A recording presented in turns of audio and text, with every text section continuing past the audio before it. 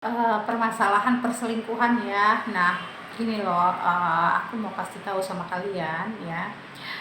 Perselingkuhan bisa terjadi ke siapa aja. Kadang-kadang kita ngelihat kok orang itu yang kita lihat imannya tinggi, ibadahnya bagus, sekalipun dia bisa jatuh ya.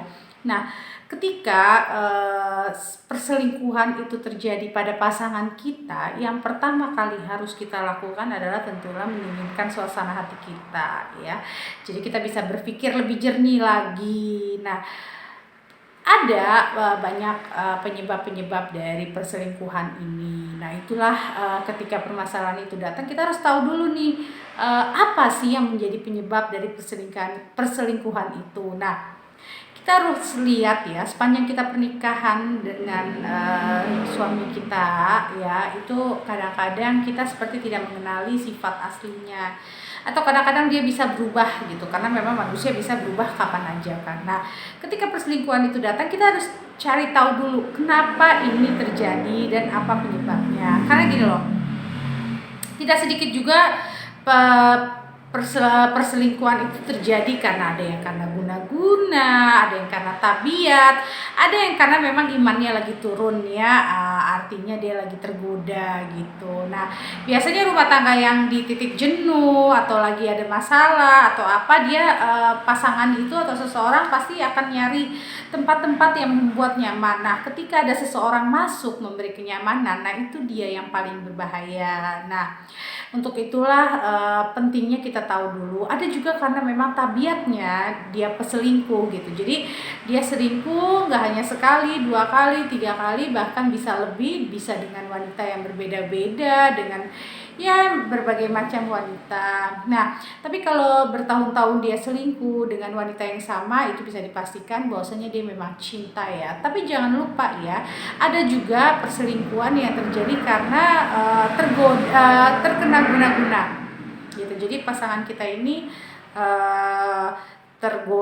terkena guna-guna ya. Jadi itu dia pentingnya kita mencari tahu dulu apa penyebab dari perselingkuhan itu. Jangan sampai nanti kita menyesal juga di hari kemudian. Dan sebaik-baiknya masalah ya harusnya kita selesaikan dengan keadaan yang tidak emosional, tidak hati yang panas, tidak terbawa dengan keegoisan kita. Jadi kalau itu terjadi, kita cooling down dulu, kita cari penyebabnya ya, dan jangan lupa selalu libatkan Allah, minta petunjuk sama Allah, dan jangan pernah cepat mengambil keputusan, apalagi lagi situasi panas gitu, hati kita juga masih panas. Nah, itu jangan, karena takutnya nanti menyesal gitu. Intinya kita harus cari tahu dulu ya permasalahan dari apa sih ini akarnya sampai terjadi perselingkuhan itu. Nah, buat semuanya jangan lupa ya, ingat kita harus mengenali karakter atau tabiat pasangan kita agar kita tahu bagaimana sesungguhnya pasangan kita. Nah, pentingnya ketika kita lagi pacaran ya, atau kita lagi taaruf ya, apalagi kalau ngeliat anak zaman now ya, pacarannya kebanyakan cuma apa ya, berdua-berduaan lah, benar-benar sekedar pacaran dan sebagainya. Sebenarnya pacaran atau taaruf itu kan kesempatan kita mengenali karakter dari calon pasangan kita gitu, tabiatnya, dan juga bagaimana silsilah keluarganya. Karena yang pasti itu pasti ada ya, sedikitnya calon pasangan kita itu mewarisi watak si A, si B, si C.